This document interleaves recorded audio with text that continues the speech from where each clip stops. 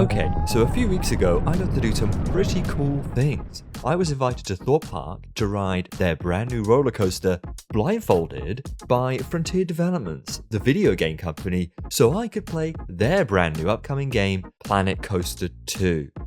That's a pretty big sentence with a lot to unpack. So let's start from the beginning.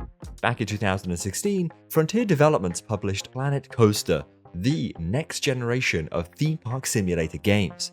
If you're a theme park nerd like me, it was great. You could design somewhat realistic roller coasters from scratch, create themed areas within your park, and even build dark rides. Then, earlier this year, there were rumors. Rumors that Planet Coaster 2 was imminent.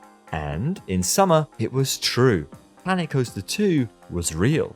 To stir up some hype for the new game, Frontier pulled out the big guns. They invited me to a Planet Coaster 2 event at Thorpe Park, a theme park in the UK with the country's tallest roller coaster. Quite the fitting setting.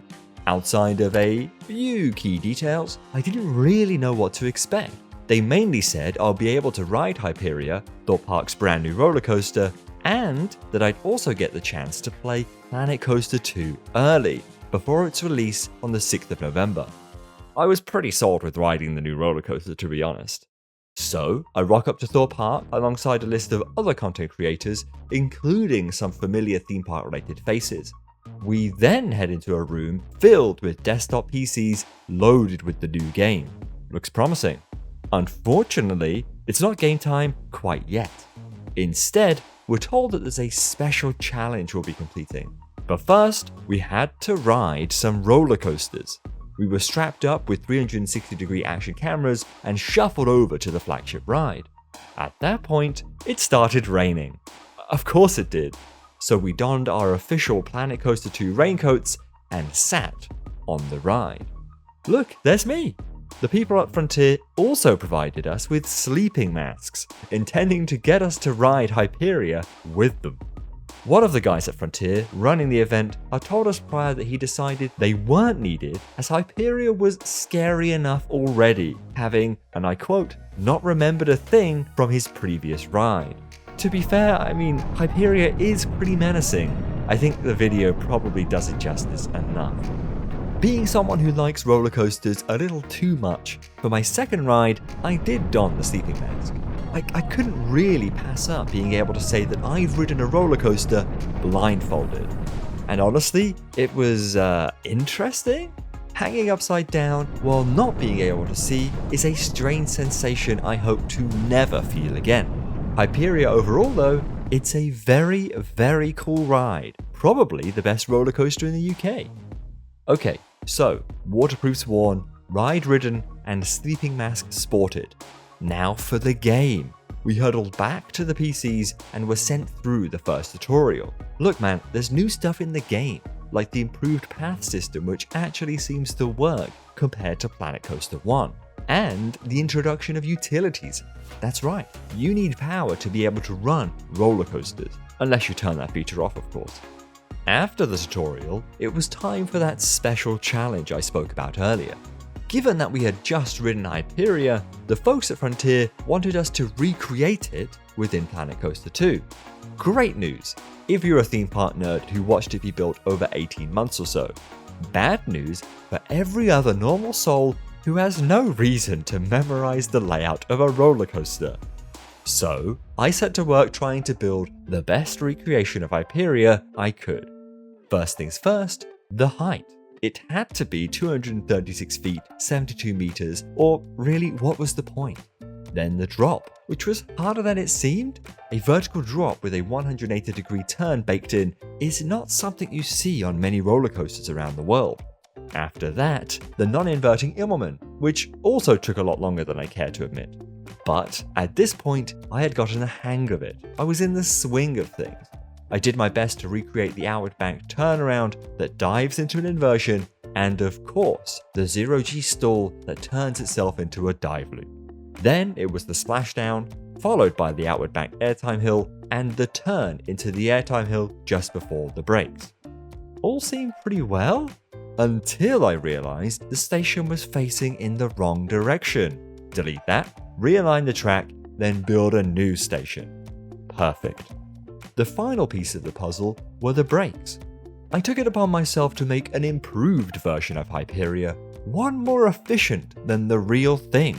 So I added a third train. Genius move. Okay, the ride is completed, now for a test run.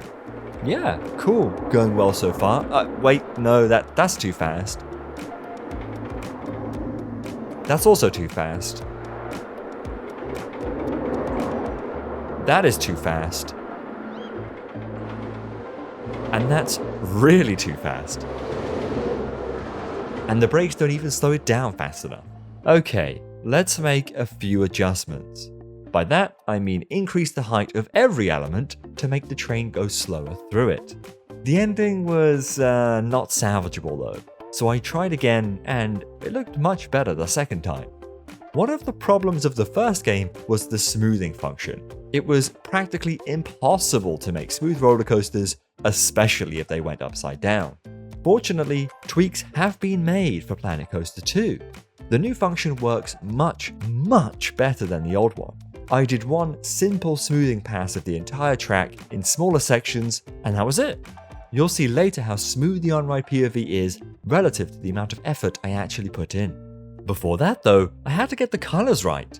White everything, followed by gold colored track and support pieces for the bottom parts of the ride. And voila, Hyperia, with purple and green trains, gold and black trains. At that point, I turned to the scenery items and paths. I got to play around with the new path builder, which defaults to this line function. It seems much more consistent than the old path builder. There's also a new stamp tool, which allows you to place shaped path pieces at random. I then continued with the scenery, placing trees, rocks, and buildings. I also opened the park to guests, because why not? With the ride and rough scenery in place, I decided to spy on other people's builds. Most recreations of Hyperia built by theme park nerds were frustratingly good. It was interesting to see how everyone else had themed things though. I was then told about the new scenery brush. What an absolute godsend.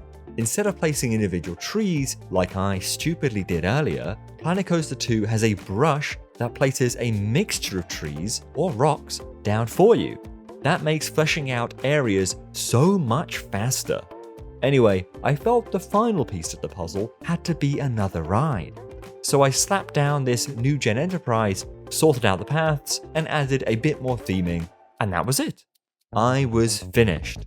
The new Hyperia, Hyperia 2.0, was done. But what did it look like on ride? Well, a bit like this.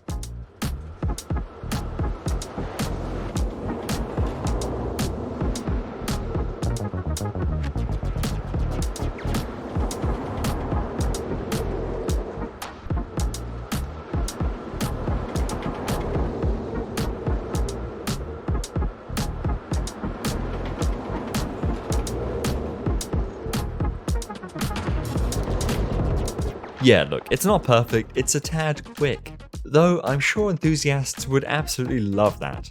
Anyway, a big thanks to Frontier for inviting me down to Thorpe Park to try out their brand new game. Planet Coaster 2 comes out on the 6th of November. If you loved the first game, you'll undoubtedly love the second. Thank you for watching, subscribe if you enjoyed it, and I'll see you all next time.